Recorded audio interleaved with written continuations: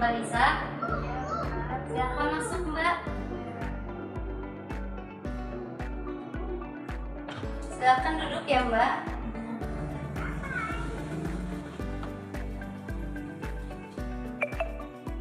Apa kabar Mbak hari ini? Alhamdulillah baik. Alhamdulillah baik ya Mbak.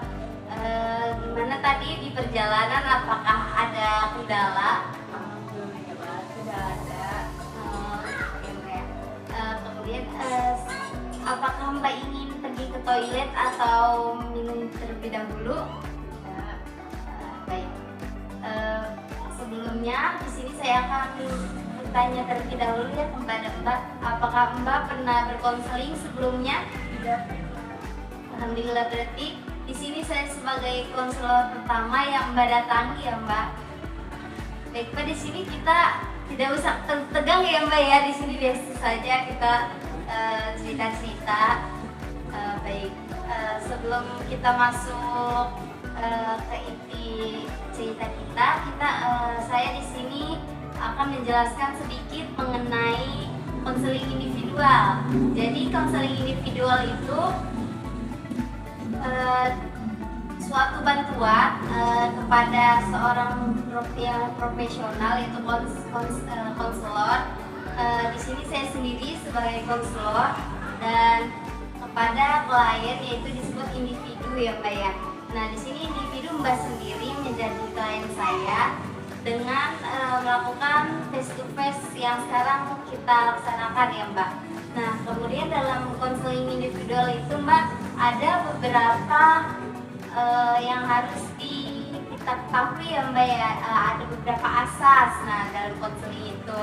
Nah, jadi yang pertama ada asas kerahasiaan. Jadi asas kerahasiaan itu di mana Mbak menceritakan atau Mbak yang memberi informasi kepada saya semua apa yang Mbak ceritakan itu tidak akan terumbar oleh saya, karena di sini saya sebagai konselor sudah mempunyai janji konselor ya Mbak. Kemudian ada asas keterbukaan. Jadi asas keterbukaan ini di mana Mbak harus terbuka dengan saya. Semua tentang Mbak yang ingin Mbak sampaikan kepada saya itu harus terbuka, jangan ada sampai yang ditutup-tutupi ya Mbak ya sama Mbak. Nah kemudian ada asas kesukarelaan. Nah di sini saya sudah sukarela untuk mendengarkan cerita Mbak. Nah di sini saya ingin bertanya terlebih dahulu kepada Mbak, apakah Mbak sudah bersukarela? Baik, jika sudah, di sini kita sudah bersukarela dua-duanya ya Mbak ya. Jadi di sini kita sama-sama udah saling mendengarkan dan Mbak juga menceritakan kepada saya. Kemudian ada asas kekinian. Jadi asas kekinian itu di mana Mbak masa lampau atau masa kini punya permasalahan yang belum Mbak selesaikan atau belum Mbak dapat solusinya. Nah di sini kita cari sama bareng-bareng ya Mbak. Kemudian selanjutnya ada asas kemandirian. Jadi di sini saya kembalikan solusinya kepada Mbak sendiri. Di sini saya sebagai konselor hanya menemani Mbak untuk mendapatkan solusinya. Nah sampai sini apakah Mbak sudah paham? Paham. Alhamdulillah jika sudah paham. Kita sebelum percakapan kita dimulai, alangkah baiknya kita membaca ayat basmalah ya. Bismillahirrahmanirrahim. Jadi sekarang boleh Mbak menceritakan apa permasalahan Mbak pada hari ini? Akhir-akhir ini aku tuh lagi merasa cemas selama 1 tahun. Terus aku takut gagal memenuhi harapan orang tua aku.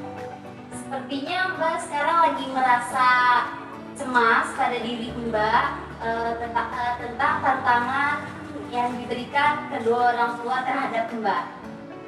Iya, aku sering merasa tidak cukup baik meskipun sudah bekerja keras.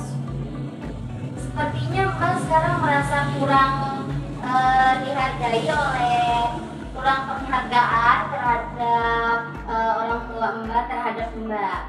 Apakah demikian benar?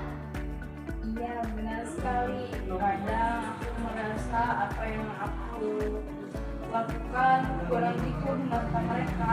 Hmm, jadi sekarang Mbak merasa sekarang ya lagi ingin menjadi yang lebih baik untuk kedua orang tua Mbak. Tapi di sini Mbak lagi merasa kurang penghargaan dari mereka. Ya mungkin aku perlu berbicara lebih terbuka dengan mereka, tapi di sini juga aku takut mereka tidak akan mendengarkan.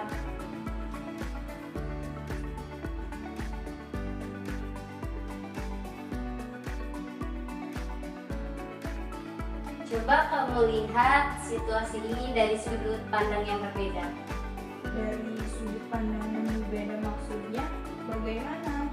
Jadi sudut pandang yang berbeda itu daripada kamu fokus memikirkan hal tentang kedua orang tua kamu itu tentang ekspektasi kamu, di sini kamu harus tahu sampai mana titik kamu berhasil ataupun sampai titik ini tuh penghargaan apa gitu, apresiasi apa yang kamu dapatkan sampai titik ini. Ya, mungkin aku berhasil menyelesaikan kuliahku tepat waktu dan mendapatkan pekerjaan yang cukup baik. Tapi di sini aku masih merasa apa yang mereka inginkan terlalu tinggi. Wah, jadi di sini tuh kamu sangat luar biasa ya pencapaiannya sampai titik ini. Tapi di sini juga kamu masih berpikir kurang baik gitu ya. Tapi kamu juga di sini harus tahu apakah orang lain bisa seperti kamu atau tidak gitu. Benar juga. Itu mungkin benar juga sih.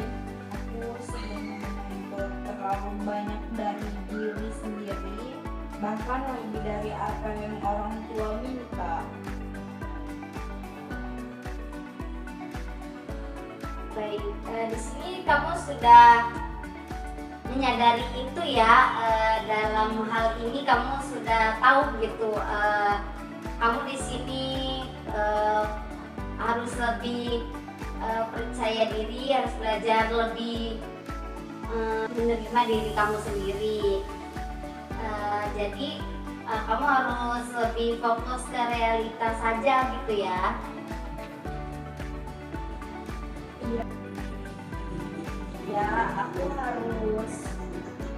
Aku harus belajar untuk menerima diri aku.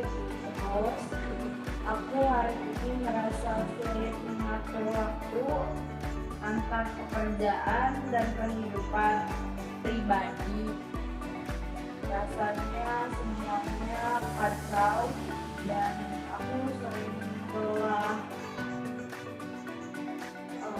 Jadi kamu ini di sekarang memang susah ya untuk menseimbangkan antara pekerjaan dan kehidupan kita di rumah. Tapi di sini ada konsep tentang work life balance. Work life balance apa? Jadi work life balance ini di sini ada beberapa, seperti ketika orang mempunyai pekerjaan itu dengan yang banyak, tapi di sini tidak dibawa ke dalam rumah. Jadi kayak misalkan ada orang yang mempunyai pekerjaan itu sangat menumpuk di kantor, tapi dia itu meluangkan waktunya untuk seperti beristirahat atau berolahraga, walaupun dengan waktu yang sedikit demikian, walaupun sejam atau berapa menit, itu membuat diri kita itu lebih semangat lagi dalam bekerja gitu. Itu menarik, tapi aku rasa sulit melakukan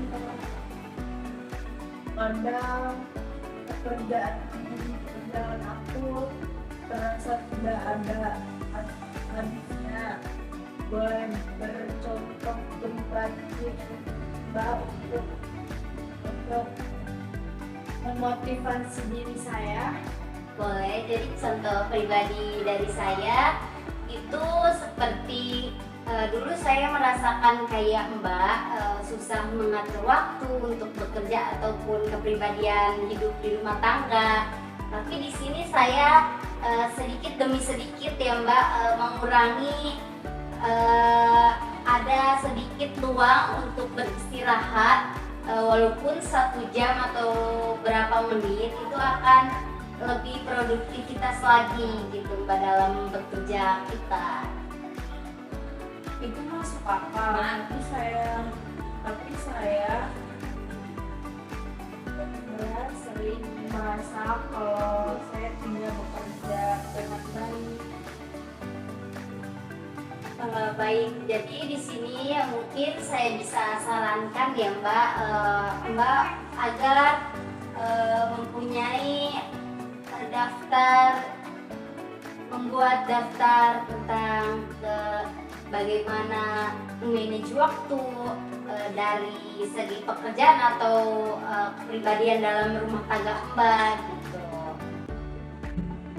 Baiklah, saya akan membuat daftar prioritas dan meluangkan waktu untuk diri saya, dan saya akan belajar untuk menerima diri saya.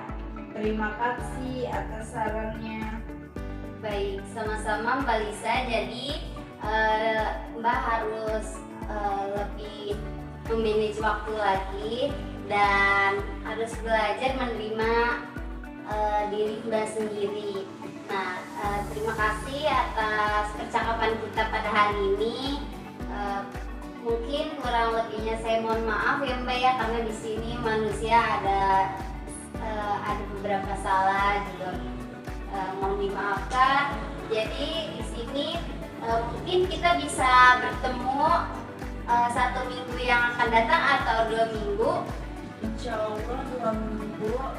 Baik, jika nanti kita bertemu di 2 minggu yang akan datang ya Mbak ya. Nah, jadi mungkin cukup sekian. Terima kasih. Wassalamualaikum warahmatullahi wabarakatuh. Waalaikumsalam warahmatullahi wabarakatuh.